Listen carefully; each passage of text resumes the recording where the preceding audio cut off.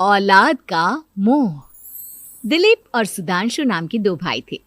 दिलीप की शादी कावेरी के साथ हुई और सुधांशु की शादी माया के साथ। शादी के बाद दोनों भाई अपनी अपनी पत्नी के साथ खुशी खुशी रहा करते थे।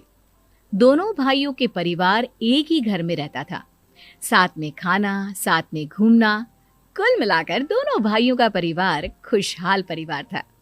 कुछ सालों के बाद दिलीप की पत्नी कावेरी को एक बेटा हुआ। भैया, आज मैं बहुत खुश हूँ। चाचा बन गया हूँ मैं। हाँ भाई साहब, इस बच्चे के घर में आने से तो रौनक आ गई है। मैं सबको बताऊंगी कि मैं तो चाची बन गई हूँ, चाची। तुम दोनों कितने अच्छे हो। हमारे बच्चे के आने से ऐसे खुश हो रहे हो जैसे ये बच्चा तुम्हारा ही हो। बस भैया, अब आपका बेटा इस दुनिया में आ गया ना, हम भी कोशिश करेंगे कि हमारा भी बच्चा जल्दी से इस दुनिया में आ जाए। और फिर आपका और हमारा बच्चा दोनों मिलकर दिन भर घर के आंगन में खेला करेंगे। कितना मजा आएगा ना। सच कहती हूँ माया, मैं भी उसी दिन का इंतजार कर रही हूँ जब तुम्हारी भी गोद भर जाएगी और मेरे बेटे को एक छोटा भाई या बहन मिल जाएगी। 1 साल बीत जाता है। दिलीप और कावेरी का बेटा अब 1 साल का हो चुका था, लेकिन सुधांशु और माया की कोई औलाद नहीं होती। माया, लगता है कि हमारी जिंदगी में बच्चे का सुख ही नहीं है। ऐसा क्यों कहते हैं? दिलीप भाई साहब का बेटा भी तो हमारा ही बेटा है ना। तुम्हारी बात बिल्कुल ठीक है माया, लेकिन फिर भी हमारा खुद का एक बच्चा होता तो कितना अच्छा होता। हाँ, कावेरी भाभी भी हमेशा कहती हैं उन्हें अपने बेटे के लिए एक छोटा भाई या बहन चाहिए। लेकिन देखिए ना, हमारी तो किस्मत ही कितनी खराब है। हमारे तो सारे ट्रीटमेंट भी फेल हो चुके हैं। डॉक्टर ने भी साफ साफ कह दिया है कि तुम कभी माँ नहीं बन सकती। वही तो सुधांशु, बहुत बुरी किस्मत है हमारी। लेकिन माया, हम अपनी किस्मत को इतना क्यों कोस रहे हैं? हम दिलीप भाई साहब के बेटे को अपने बेटे की तरह ही प्यार कर सकते हैं ना। हाँ जी, बिल्कुल सच कहा। मैं भी वैसा कर सकती हूँ। चाची हूँ, उसे छोटी माँ का प्यार नहीं दूंगी क्या? कुछ दिनों के बाद दिलीप का एक दोस्त दिलीप से मिलने के लिए आता है। अरे क्या बात है दिलीप, बधाई हो बधाई। और घर तो काफी बड़ा है तुम्हारा। वैसे तुमने अपने बेटे के बारे में क्या सोचा है? भैया, और क्या सोचेंगे, बस उसे पढ़ा लिखा कर अफसर बनाएंगे, उसकी पढ़ाई पर खर्च करेंगे। अरे भाभी, आपकी तो इतनी सारी प्रॉपर्टी है, आपको किस बात की चिंता? ले देकर एक बेटा ही तो है। अरे नहीं दोस्त, तुम गलत समझ रहे हो। इस घर में मैं और मेरा छोटा भाई दोनों रहते हैं। इस घर का आधा हिस्सा मेरे छोटे भाई का है। अच्छा, कितने बच्चे हैं तुम्हारे छोटे भाई के?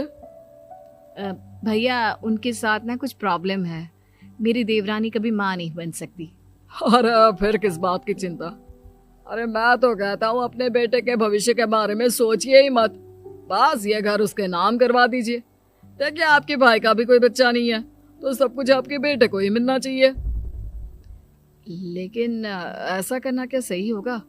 अगर उनका बच्चा नहीं है तो क्या हुआ? ये घर आधा उनका है, उनकी जो मर्जी है वो करे। अरे कैसी बात करते हो?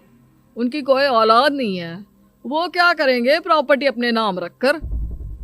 हाँ, वैसे भाई साहब, आपकी बात तो बिल्कुल सही है। अब जो कुछ भी है वो हमारे बेटे का ही तो है। आखिर वही तो इस घर के वंश को आगे बढ़ाएगा। मैं कल ही देवर जी से बात करती हूँ। अगले दिन सुधांशु और माया, इधर आओ। तुम दोनों से एक बहुत जरूरी बात करनी है मुझे। बताइए ना भाभी, क्या बात है? आपको कहीं जाना है तो आप अपने बेटे को मेरे पास छोड़कर जाइए। मैं ही पूरा दिन रख लूंगी उसे। अरे नहीं माया, वो तो मुझे पता है। मैं किसी और चीज के बारे में बात करना चाहती हूँ।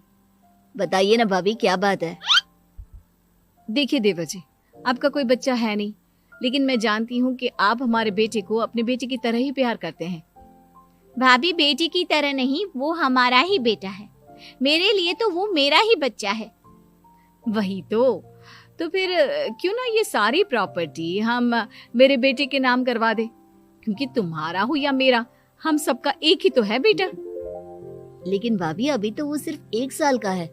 अभी से प्रॉपर्टी उसके नाम करवाने का क्या मतलब है? देखिए देवर जी, जो काम जितना जल्दी हो जाए ना, उतना अच्छा। आने वाले वक्त का क्या भरोसा। भाभी भरोसा क्यों नहीं, हम तो हमेशा आपके बेटे को माँ बाप की तरह ही प्यार करेंगे। हाँ, लेकिन फिर भी मैं चाहती हूँ कि ये सारी प्रॉपर्टी मेरे बेटे के नाम हो जाए। अब मुझे नहीं लगता तुम दोनों को इसमें कोई भी परेशानी होगी, है ना? भाभी वैसे तो आप जो कह रही हैं वो बहुत जल्दबाजी है, लेकिन फिर भी अगर आपको ऐसा लगता है तो ठीक है, कल ही प्रॉपर्टी के पेपर बनवा लीजिए, मैं और माया उस पर साइन कर देंगे। इस तरह से अगले दिन प्रॉपर्टी के पेपर बनवाकर सारी प्रॉपर्टी दिलीप और कावेरी के बेटे के नाम पर करवा दी जाती है। कुछ दिनों के बाद सुधांशु, सुबह सुबह ये कौन लोग आ गए हैं तुम्हारे घर पर? भैया वो ऊपर वाला कमरा खाली पड़ा था ना, सोच रहा था किराएदार रख देता हूँ। लेकिन किराएदार रखने से पहले आपने हमसे पूछा भी नहीं। भाभी इसमें आपसे पूछने वाली क्या बात थी, हमें एक ही कमरे की जरूरत थी, इसलिए सोचा दूसरा कमरा किराया पर दे देते हैं, कुछ इनकम हो जाएगी। अरे माया, ये सारी प्रॉपर्टी अब मेरे बेटे के नाम पर है और यहाँ पर जो कुछ भी होगा उसके लिए तुम्हें मेरी या दिलीप की परमिशन तो लेनी पड़ेगी ना। हाँ सुधांशु, तुम्हारी भाभी ठीक ही तो कह रही है। अब देखो, तुमने खुद अपने हाथों से ये प्रॉपर्टी हमारे बेटे के नाम की है, वह अभी बहुत छोटा है, तो इस घर से रिलेटेड सारे फैसले तुम्हें हमसे पूछ कर लेने चाहिए। भाभी हमें तो लगा था कि आप हम लोगों से बहुत प्यार करती हैं, लेकिन आप तो हमारे साथ भेदभाव करने लगी। अरे इसमें भेदभाव करने वाली क्या बात है? और मैंने कौन सा तुमसे कुछ गलत मांग लिया? अरे ले देकर मेरा बेटा इकलौता इस पूरे वंश का वारिस है, सब कुछ उसके नाम है। तुम्हें इस बात से जलन क्यों हो रही है? भाभी माया को जलन नहीं हो रही, वो तो बस ऐसे ही कह रही थी। सब जानती हूँ मैं, इसकी खुद की तो कोई औलाद पैदा नहीं हुई, बस इसीलिए जब देखो तब मेरे